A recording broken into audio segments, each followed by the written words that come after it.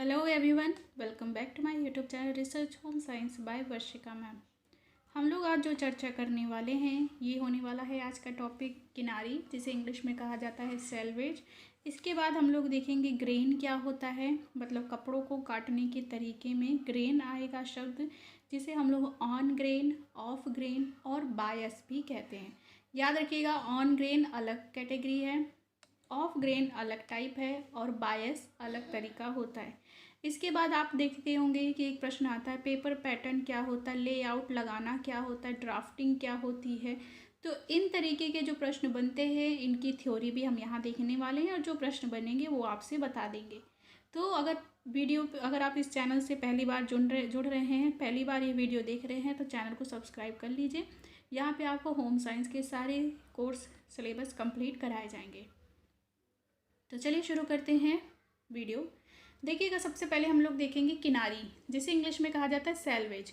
याद रखिएगा कि जो सेल्वेज है वो क्या होता है, वस्त्र मतलब कि फैब्रिक, जो कपड़ा बुन चुका है। ठीक है, याद रखिएगा कि ये जो सेल्वेज होगी वो बुने हुए कपड़े में ही होती है। वस्त्र के दोनों ओर की किनारी को सेल्वेज कहते हैं और ये सेल्वेज क्या करते हैं, धागे को मजबूती प्रदान करता है। वस्त्र के दोनों ओर की किनारी को सेल्वेज कहते हैं, यह धागे को मजबूती प्रदान करता है। अगर सेल्वेज की बात करें तो देखिएगा, ये है एक कॉटन का बेडशीट। इस बेडशीट की किनारी पे आप देखेंगे तो आपको कुछ इस तरीके से डिज़ाइन देखने को मिलेगी। ये हिस्सा, ठीक है, देखिएगा कि ये जो हिस्सा बना हुआ है ये चादर है। इस बेडशीट की जो किनारी का जो ये हिस्सा है, यहाँ पे आप देखेंगे करीब आपको 1.25 इंच, 1 इंच से थोड़ा सा कम, यहाँ पे आपको एक अलग सी डिज़ाइन दिखेगी जो कि पूरे कपड़े की बुनाई से थोड़ा ज़्यादा मोटा होता है। तो इसी हिस्से को हम लोग सेल्वेज या किनारी कहते हैं। ये क्या करता है, ताने और बाने के धागे को बांध करके रखता है। ठीक है, और इसी की वजह से धागे एक जगह फिक्स रहते हैं, जिससे कि कपड़ा ज़्यादा दिनों तक मजबूत बना रहता है। यही है कपड़ों की किनारी, इसे ही सेल्वेज कहते हैं। देखिएगा कि ये धागों को मजबूती प्रदान करता है। फिर है हॉलन सैडलर और लैंगफोर्ड। ध्यान दीजिएगा, टेक्सटाइल इंडस्ट्री में इनकी जो बुक है वो भी बहुत ही ज़्यादा इंपॉर्टेंट है और टेक्सटाइल इंडस्ट्री में आप बार बार इनका नाम देखेंगे, इनका योगदान काफ़ी रहा है। इन्होंने कहा है एक सेल्वेज एक कपड़े का स्व किनारा है जो भरने वाले यार्न द्वारा बनाया जाता है। ठीक है, ध्यान दीजिएगा कि जो सेल्वेज की बात की जाए ये किससे बनेगा, तो ये बनता है वार्प यार्न से। ठीक है, ये बात याद रखिएगा, भरने वाले धागे से बनाया जाता है। अब हम देखेंगे आगे सेल्वेज के कुछ प्रकार। तो सेल्वेज के प्रकार में देखिए, एक होगा सादा सेल्वेज, फिर है टेप सेल्वेज, फिर है फ्यूज्ड सेल्वेज, लीनो सेल्वेज, जमे हुए सेल्वेज। जमे हुए सेल्वेज को इंग्लिश में कहेंगे हम लोग फिक्स्ड। अब देखिएगा सादा सेल्वेज क्या है, यह कपड़े की तरह होते हैं, झुर्रीदार नहीं होते। अभी हमने जो आपको एक उदाहरण दिखाया था बेडशीट का, उसमें यही सादे सेल्वेज बने हुए थे। ठीक है, फिर देखिए दूसरा है टेप सेल्वेज। ये लंबे होते हैं और मजबूती के लिए प्लाई यार्न द्वारा निर्मित किए जाते हैं। प्लाई यार्न क्या होते हैं, जब 2 या 2 से अधिक इकहरे रेशों को, इकहरे धागों को मिला करके और उससे मजबूत धागा बनाया जाता है, उसे हम लोग प्लाई यार्न कहते हैं। अब टेप सेल्वेज किससे बनता है, प्लाई यार्न से। फिर है फ्यूज्ड सेल्वेज। फ्यूज्ड सेल्वेज में क्या करेंगे, तापमान द्वारा गलाकर बनाए जाते हैं। जो ऐसे कपड़े होंगे कि जो मानव निर्मित या सिंथेटिक या रासायनिक रेशों से बने हैं, तो वो पिघली अवस्था में तो खुद भी रहते हैं, उन्हें धागा बनाया जाता है। तो वैसे ही जब वो धागे से कपड़ा बुना जा चुका है तो उनकी किनारों को हम तापमान दे करके गर्म से गला करके जमा देंगे, तो ऐसी सेल्वेज को कहा जाता है फ्यूज्ड सेल्वेज। फिर है लीनो सेल्वेज। ये कैसे बनेगा, शटल रहित करघों द्वारा निर्मित। शटल रहित करघों द्वारा लीनो सेल्वेज बनाया जाता है। फिर है जमे हुए सेल्वेज, मतलब फिक्स्ड। लीनो जैसी ही किनारी बांधने के लिए मशीन का प्रयोग।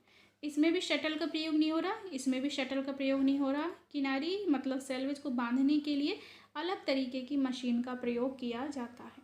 ठीक है, तो ये थे कुछ सैल्वेज के प्रकार। अब हम लोग देखेंगे कपड़ों को काटने के तरीके। अच्छा, एक लाइन और बहुत इंपॉर्टेंट है, ये देख लीजिएगा। सैल्वेज अधिकांशतः संकरे, संकरे का मतलब होता है पतले, या 0.75 इंच तक हो सकते हैं। 1 इंच भी नहीं है, 0.75 इंच तक हो सकते हैं। हमने आपको अभी वीडियो में दिखाया हुआ था कि इसकी जो किनारी थी बेडशीट की सैल्वेज की, वो काफ़ी कम थी। चलिए अब शुरू करते हैं। और नेक्स्ट इसमें हम लोग देखेंगे कपड़ों को काटने के तरीके। ध्यान दीजिएगा कि जो कपड़े हमें सिलने हैं, हम उन्हें 3 तरीके से काट सकते हैं या 3 दिशा से काट सकते हैं। कैसे? एक होगा ऑन ग्रेन, एक होगा ऑफ ग्रेन, तीसरा होता है बायस। ध्यान दीजिएगा कि अगर बात की जाए ऑन ग्रेन और ऑफ ग्रेन और बायस में अंतर क्या है, तो हम सबसे पहले ऑन ग्रेन और ऑफ ग्रेन के बारे में देखेंगे, फिर हम लोग बायस के बारे में देखेंगे। तो देखिएगा कि जिस भी दिशा से हम कपड़ों को बुनते हैं या नीटिंग करते हैं, उसे हम लोग ग्रेन कहते हैं। ठीक है, कि मतलब कपड़ा जो है वो लंबवत बुना गया है या क्षैतिज बुना गया है, तो उसे हम लोग ग्रेन कहते हैं। तो देखिएगा कि ताना बाना जब भी होगा किसी भी कपड़े में, तो लंबवत भी होता है और क्षैतिज भी होता है।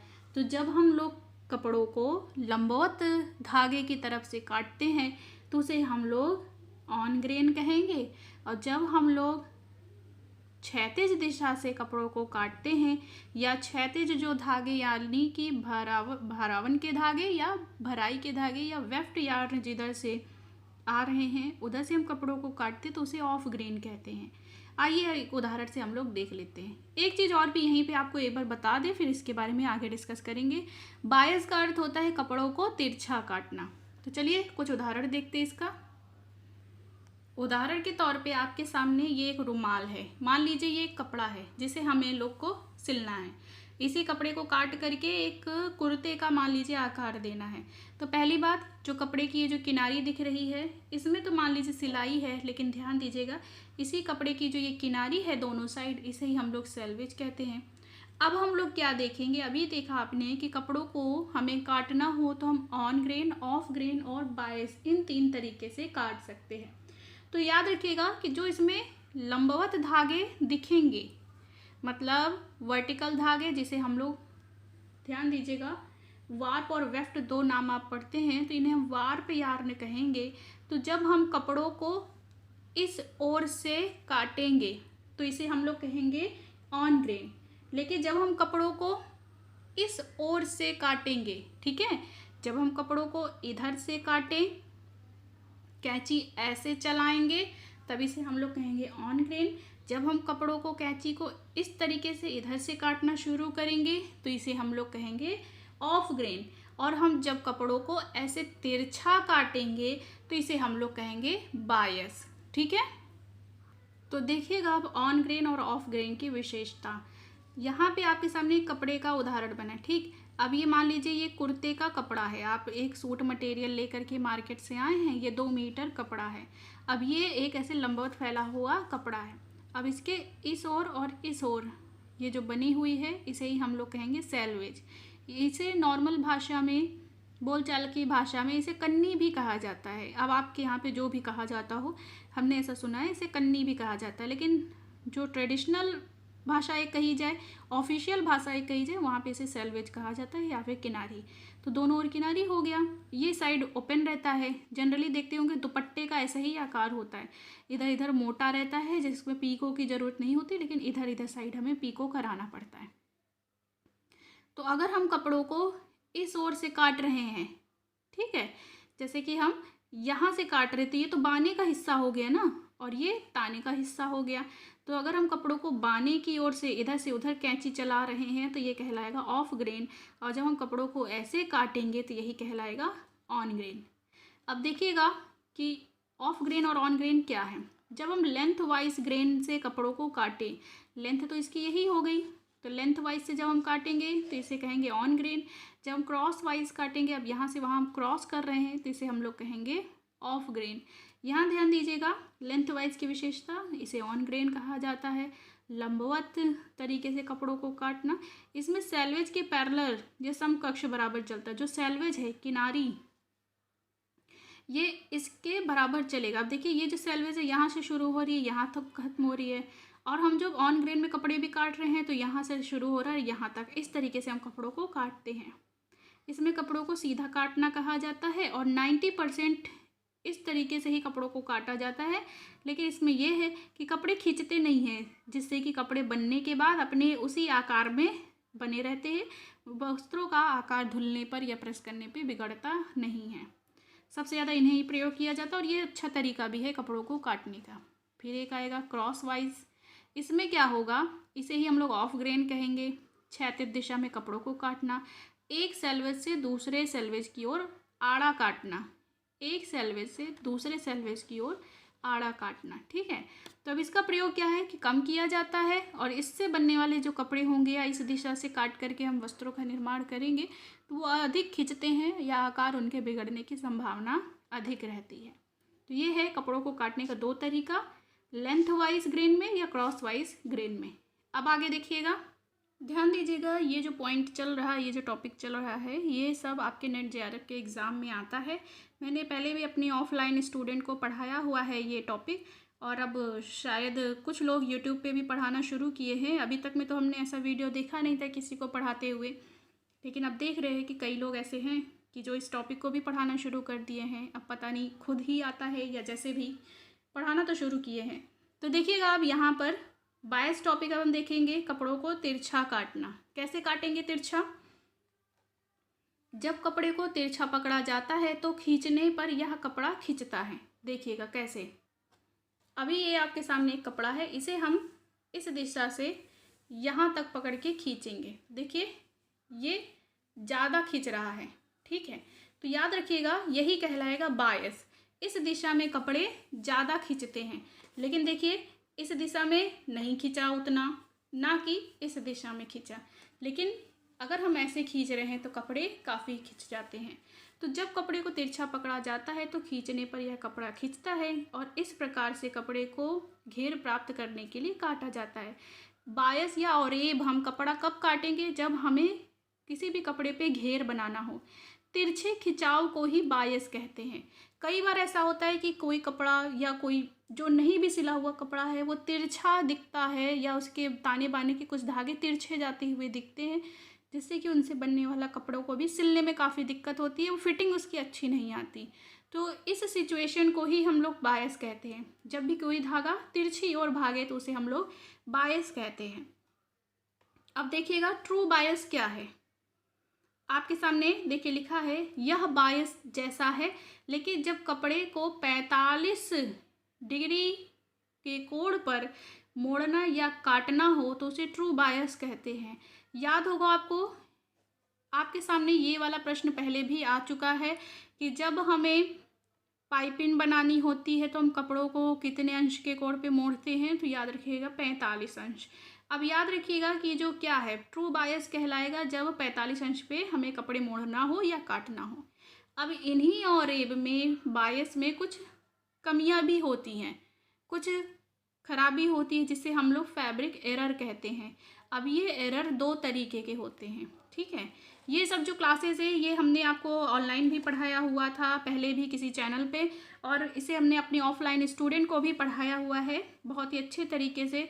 तो वो जो स्टूडेंट पढ़ी हुई हैं एक बार कमेंट में बताइएगा और एक बार आपका समझ लीजिए, फिर से रिवीजन हो जाएगा। जो बच्चे पहली बार पढ़ रहे हैं तो वो भी बताएंगे कमेंट में क्या ये टॉपिक आपको समझ में आ रहा है। तो जो फैब्रिक में कमियां हैं, खराबी है, उन्हें हम लोग फैब्रिक एरर कहेंगे। इनमें जो दो प्रकार की कमियां दिखाई देती हैं, एक को कहा जाएगा स्कूइंग, दूसरे को कहा जाता है बोइंग। ध्यान दीजिएगा, यहाँ पे आपको ताने बाने के धागे दिख रहे हैं। ताने का धागा सीधा आ रहा है लेकिन बाने का धागा तिरछा हो गया, और ये सब जो कमी है ना ये लूम से ही हो जाती है, करघे से हो जाती है। आपको हमने बताया है कि जैसे कि आप जानते ही होंगे जो करघे के मोशंस होते हैं प्राइमरी, सेकेंडरी और ऑक्सिलरी, तो उसमें जो करघा घूमता है अपनी सारी कार्य क्रियाएं करता है, तो उसमें कहीं ना कहीं वो तो मशीन है, कभी कुछ कमी हुई मशीन बिगड़ गई तो धागे की जो बीच से टूट भी सकता है या धागा तिरछा भी हो सकता है। तो इसी कारण ये दो सिचुएशन उपलब्ध हो जाती है, मतलब पैदा होती है। तो इसमें देखिएगा धागा तिरछा जा रहा है तो ये कहलाएगा स्क्यूइंग। बोइंग क्या है? बोइंग में इसमें तो स्ट्रेट आ रहा लेकिन तिरछा जा रहा। बोइंग में क्या है, यही धागा या ताने बाने के धागे या कोई भी धागा, उसे हम देखेंगे तो थोड़ा सा घुमावदार दिख रहा है, ठीक है, घुमावदार दिख रहा है, तो इसीलिए इसे हम लोग बोइंग कहते हैं। तो एरर कितने प्रकार के हुए? 2 प्रकार के, स्क्यूइंग और बोइंग। अब देखिएगा कुछ इसके बारे में डिटेल। वार्प और वेफ्ट 90 डिग्री अंश के कोण पर सेट होते हैं। 90 डिग्री कैसे बनता है? ऐसे, ठीक। और वार्प ऐसे आ रहा है, वेफ्ट ऐसे जा रहा है। तो देखेंगे इस जगह से इस जगह के मिलने पर इनमें 90 डिग्री का कोण बन गया। इसे ही वीविंग कहते हैं। जब 90 अंश पर ना मिले तो एरर होता है। अब देखिए ये आपको कहीं से लग रहा है कि 90 अंश का कोण कहीं भी बन रहा है। जब इनमें 90 अंश का कोण नहीं बना तो इसे ही हम लोग एरर कहते हैं। ये पॉइंट याद रखिएगा, आपके नेट के एग्जाम के लिए इम्पॉर्टेंट है। एरर ठीक करने के लिए नीचे से ना काटे, मतलब कि अगर हमें इनमें दिख रहा है आपको तिरछा प्रभाव, तो ऐसा नहीं है कि आप इधर से भी काटना शुरू कर दें। इधर से आप ऐसे काटेंगे तो इधर से छोटा होगा, तो फिर ऐसे कपड़ा और कटता चला जाएगा और ख़राब हो जाएगा। तो हमें कपड़ों को ठीक करने के लिए काटना नहीं चाहिए, बल्कि दोनों कोने से कपड़े को पकड़ कर खींचना चाहिए, फिर हाफ फोल्ड करके खींचना चाहिए।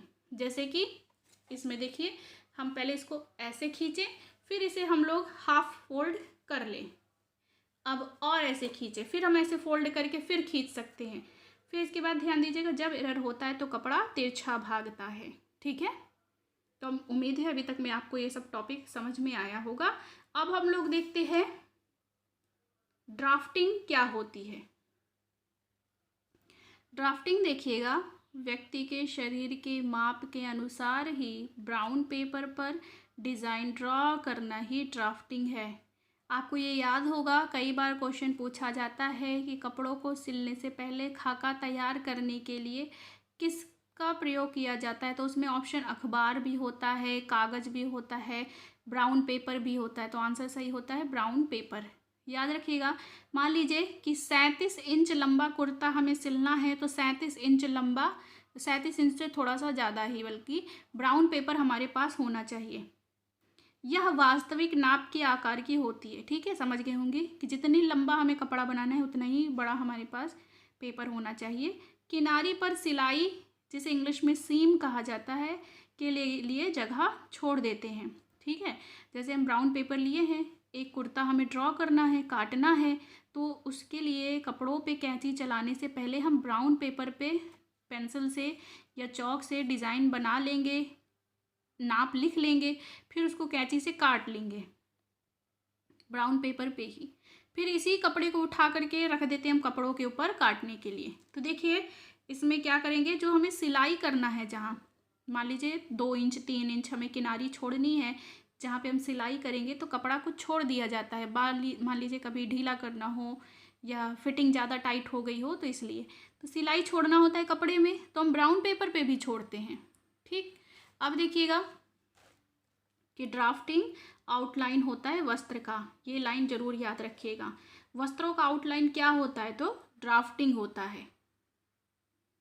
एक हमने लिया ब्राउन पेपर, उस पर हमने पेपर के ऊपर ऐसे कर लिया, ये गला है, ये मान लीजिए कि चला जाएगा हिस्सा जो कि कहलाएगा शोल्डर का हिस्सा चला गया, यहाँ से ये एक पटला आ गया। मान लीजिए पजामा बनना है तो उसके लिए हम अलग तरीके से कपड़ों को ऐसे करके काट लिए। तो यही है, क्या करें, अभी हम काटे नहीं हैं लेकिन बस हम ड्रॉ कर लिए हैं पेपर के ऊपर।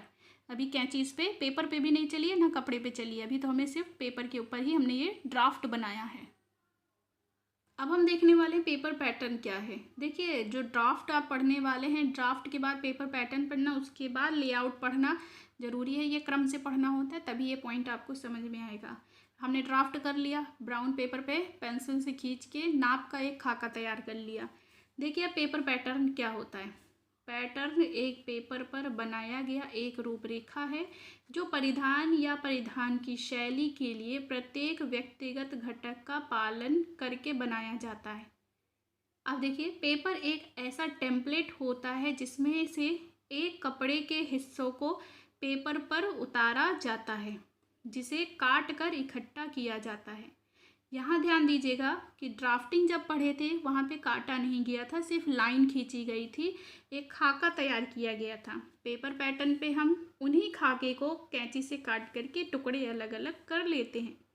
यह परिधान निर्माण उद्योग के सबसे महत्वपूर्ण हिस्सों में से एक है, क्योंकि ध्यान दीजिए जैसा पैटर्न होगा वैसा ही कपड़ा तैयार होता है, इसीलिए हमें इसको बनाते समय बहुत ध्यान रखना पड़ता है। पैटर्न बनाना डिज़ाइन और उत्पादन के बीच का एक पुल होता है। सीम, नोच सब के लिए जगह दी जाती है। ठीक है, अब ध्यान दीजिए कि अभी हमने आपको बताया था कि जैसे हमें गला का हिस्सा छोड़ना है, मुड्ढा छोड़ना है, शोल्डर छोड़ना है, या जहाँ पे आसन बनाना है, मोहरी बनानी है, पल्ला है, जैसे कि कपड़े का पल्ला कहा जाता है, आगे का पार्ट या पीछे का पार्ट कपड़ों का, तो इसे हम बना तो लेंगे ब्राउन पेपर पे, पेंसिल से खींच लिए, अब उसे हम जब कैंची से काट लेंगे तो उसे हम लोग पेपर पैटर्न कहते हैं। पेपर पैटर्न में देखिएगा क्या करेंगे हम लोग कि जो एक पैटर्न बन गया है, जैसे मान लीजिए कि आपके सामने हमें कपड़ों पे एक बनाना है मिक्की माउस। ठीक, तो मिक्की माउस का बाहरी रूपरेखा देखेंगे तो ऐसा होगा, और उसके सिर पे इस तरीके से कान दिखते हैं, एक बड़ा सा सर्कल, उसके ऊपर ये से कान दिखेंगे। ठीक, अब ये दफ्ती पे हमने या किसी ब्राउन पेपर पे हमने काट लिया, इस तरह ड्रॉ किया, इसे ड्रॉ करना पेपर पे ड्राफ्टिंग हुआ। अब इसे ही हम लोग यहाँ से कैंची से ऐसे करके काट लेंगे, तो ऐसे काट लेना यही कहलाएगा पेपर पैटर्न। अब इस कटे हुए टुकड़े को जो हमारा ओरिजिनल कपड़ा है उसके ऊपर रख करके अब हम कैंची की सहायता से, मशीन की सहायता से अब उस कपड़े को काटेंगे। ठीक है, तो हम क्या प्रयोग करें, पेपर पैटर्न का। तो इसीलिए हम क्या करते हैं, एक पैटर्न बना लेते हैं, इसी के नीचे हम हजारों कपड़े रख करके काट सकते हैं। नहीं तो अगर हम अलग अलग इस तरीके से कपड़ों को काटेंगे तो हो सकता है कोई छोटा बन जाए, कोई बड़ा बन जाए, कोई टेढ़ा कट जाए, तो कपड़ों की बर्बादी होगी। तो पेपर की बर्बादी कर लेना आसान है, कपड़ों को वेस्ट करना बहुत ही ज़्यादा मुश्किल होता है। तो इसीलिए पेपर पैटर्न का प्रयोग इंडस्ट्रियल एरिया में सबसे ज़्यादा किया जाता है, क्योंकि आप मॉल जाते हैं तो देखते होंगे एस साइज़ में, एक्सल साइज़ में आपको एक ही कलर डिज़ाइन के कई कई कपड़े दिखते हैं, तो वहाँ पे कपड़ों को ऐसे ही काटा जाता है कि एक्सल साइज़ में कोई कपड़ा बनाना है तो उसे एक ऊपर से हमने पेपर पैटर्न रखा और उसी तरीके से सारे कपड़ों को काट लिया। अब देखिएगा पेपर पैटर्न बनाने से लाभ क्या है। समय की बचत होगी, डिज़ाइन ठीक बनाने के लिए हज़ारों, देखिए समय की बचत से कैसे, हज़ारों कपड़े हमें बनाने पड़ते हैं इंडस्ट्री में, तो इससे क्या होगा, समय बचेगा ही। हमने एक पेपर पैटर्न बनाया, उसी पैटर्न को कपड़े के ऊपर रख करके काट दिया तो खूब सारे कपड़े एक बार में कट गए। डिज़ाइन ठीक बनाने के लिए जैसा हम डिज़ाइन चाहते हैं उसे हम पहले एक पेपर पे ड्रॉ कर लिए अपनी मनमाने हिसाब से, अपने पसंद के हिसाब से, फिर अपने पसंद से डिज़ाइन बना लेते हैं। फिर लेआउट करने के लिए, लेआउट अभी आप आगे पढ़ेंगे तो आपको समझ में आएगा। कपड़े की बचत के लिए, कपड़े की भी काफ़ी बचत होती है, नहीं तो अगर हम अलग अलग कपड़े काटेंगे तो काफ़ी वेस्ट होगा। फिर उसके बाद है पक्का रिकॉर्ड रखने के लिए, मतलब कि आगे फ्यूचर हमें फिर कभी ज़रूरत पड़े उस पैटर्न की तो हम इसे बना करके रखे रहेंगे। अब हम लोग देखेंगे लेआउट करना। अब लेआउट करना क्या होता है, परिधान के हिस्सों को काटने के लिए बिछाई गई परत पर पैटर्न के टुकड़े की व्यवस्था को पैटर्न लेआउट कहते हैं। समझ रहे हैं आप, परिधान के हिस्सों को काटने के लिए बिछाई गई परत पर पैटर्न के टुकड़े की व्यवस्था को पैटर्न लेआउट कहते हैं। लेआउट भी कहते हैं, पैटर्न लेआउट भी कहते हैं। कैसे, जैसे हमने पहले ड्राफ्टिंग की, ब्राउन पेपर पे हमने पेन पेंसिल से खींच करके एक नाप डिज़ाइन बना ली। अब ये देखिए ब्राउन पेपर था, मान लीजिए ब्राउन पेपर है, इस पर हमने काट लिया, यहाँ गला है, ये पॉकेट चला गया, ये पैंट का हिस्सा चला गया, ये आस्तीन हिस्सा चला गया, ऐसे हमने पेंसिल से खींचा। फिर इसे हम पेपर पैटर्न को हमने कैंची से काट लिया, यहाँ से इतना हिस्सा अलग कर लिया, इस हिस्से को अलग कर लिया। ठीक, अब इसी हिस्से को, ये जो छोटा छोटा टुकड़ा है, इसे ही हम ये ओरिजिनल फैब्रिक के ऊपर, ओरिजिनल कपड़े के ऊपर बिछा देंगे। अब इस पे क्या करेंगे, हम इनको बिछा करके अब कपड़े को काटेंगे। पहले तो हमने पेपर काटा था, अब हम कपड़े को काटेंगे, तो यही कहलाएगा लेआउट करना। जब हम जो पैटर्न हमने काटा हुआ था उसे हम कपड़े के ऊपर बिछाते हैं तो उसे ही कहा जाता है लेआउट करना। पेपर पैटर्न को कपड़े पर रख कर निशान लगाकर काटना ही लेआउट करना कहलाता है। ठीक है, पेपर पैटर्न को, जो भी हमने पैटर्न काटा हुआ था, कागज़ काटा हुआ था टुकड़ा, उसे कपड़े पे रख कर निशान लगाकर काटना ही लेआउट करना कहलाता है। तो उम्मीद है आप लोग को ये टॉपिक भी समझ में आ गया होगा और नेट जेआरएफ के लिए बहुत ही ज़्यादा इम्पोर्टेंट टॉपिक है। तो आप लोग ऐसे ही मन लगा के पढ़ते चलिए। बस एक ही चीज़ कहना था आपसे कि खुद मेहनत कर रहे हैं तो इसलिए समय लग रहा है। मुझे ज़िंदगी बनी बनाई नहीं मिली है। मेरे पास रिसोर्सेज काफ़ी कम है, वाईफाई कनेक्शन की दिक्कत है, मोबाइल के मेमोरी की दिक्कत है, चार्ज की दिक्कत है, या आप लोग समस्या ये बताते हैं अक्सर कि फोकस नहीं हो रहा है, वीडियो क्लियर नहीं दिख रहा है। तो ये सारी समस्या है क्योंकि ना हम करोड़पति हैं, ना लखपति है, ना मेरे लिए कोई टीम काम कर रही है कि 20 लोगों की कोई टीम हो जो मुझे PDF बना के दे दे, मेरे लिए क्वेश्चन बना के दे दे। बस हम जाकर के क्लास में उन्हीं PDF को पढ़ करके सामने में आंसर देख देख के आपको बता करके चले आएँ, इतना काम हो, इतना नहीं है। हमें हर चीज़ें खुद करनी होती है, A to Z चीज़ें, सारे कंटेंट को ढूंढना, पेन से लिखना, हाथों से लिखना, खुद ही वीडियो रिकॉर्ड करना, फिर अरेंज करके वाईफाई कनेक्शन कहीं से लेकर के वीडियो अपलोड करना। तो इन सब चीज़ों में समय लगता है और आप खुद भी जानते हैं कि मुझे भी एग्ज़ाम देना है, परीक्षा देना है, मेरा भी पेपर आने ही वाला है। तो इसी सब वजह से उतना टाइम नहीं मिल पाता कि हम ज़्यादा कुछ क्लासेस कंटिन्यू ले सकें। देखिए, कोशिश यही रहती है कि एक बार सक्सेसफुल हो जाए हम और आप सब, तो बहुत समय पड़ा हुआ है सबके लिए कुछ ना कुछ कार्य करने के लिए। तो सोचा बहुत कुछ है हमने, लेकिन यह है कि इतना आसान नहीं होता इतने ईज़िली कर पाना, क्योंकि किसी का भी सपोर्ट नहीं है। जब ज़रूरत भी थी तब भी किसी ने सपोर्ट नहीं किया। उल्टी सीधी बातें कि ऐसा है वैसा है, ये नहीं कर सकते, वो नहीं कर सकते। तो हमने सब कुछ त्याग दिया कि बस हमें अपने विषय में ही लगना है, और वो भी डेडिकेटेड हो करके हर व्यक्ति के लिए ये कार्य करना है कि जो पे ना कर पाए, पैसे ना दे पाए, भूखे लोगों का पेट ना भर पाए, फिर भी उनके लिए क्लास मेरे पास अवेलेबल रहे, और वो भी सारी क्लासेस फ्री। ना क्विज़ के लिए, ना मॉक टेस्ट के लिए, ना किसी किताब के लिए, ना क्लास के लिए किसी भी तरीके से आपसे कोई भी 1 रुपये नहीं लिया जाएगा यहाँ पे। और ये चीज़ बस आज के लिए नहीं है, ये हमेशा चलेगी। भगवान की मर्ज़ी रही तो मेरे रहते हुए ये चीज़ें हमेशा चलेंगी। बस ये है कि समय आएगा, हर किसी का समय आता है, मेरा भी समय आएगा जब मेरे पास भी रिसोर्सेज होंगे, मेरे पास भी सारे कनेक्शन होंगे, तो आपकी क्लासेस कंटिन्यू बिना किसी व्यवधान के चलती रहेगी। बाकी अभी जितना हो पाता है नई से नई चीज़ें आपको पढ़ाने की कोशिश करते हैं। कंटेंट चोरी का काम ये मेरा कभी नहीं रहा है। जो भी चीज़ें हैं मेरी मेहनत की हैं। आप जो बच्चे हमसे पहले भी पढ़ चुके हैं वो जानते होंगे कि कितना एक एक स्टूडेंट के लिए मेहनत करते हैं। कोई भी प्रॉब्लम हो, कैसी भी प्रॉब्लम हो, उनके लिए हमेशा रहे हैं और आगे भी रहेंगे। क्योंकि पैसा आज है, कल कब ख़त्म हो जाए किसी के पास से कोई भरोसा नहीं होता। और हैं बहुत सारे लोग जिनका कभी पैसे से पेट भरता भी नहीं है, 20-20 रुपये भी लिए बिना एडमिशन नहीं दिया जाता है। बहुत सारे लोग ऐसे हैं, ना उनका कभी पेट भरा है, और भगवान चाहेगा तो उनका पेट हमेशा खाली ही रहेगा, उन्हें पैसे की कमी हमेशा ही रहेगी। तो यहीं तक था आज का वीडियो।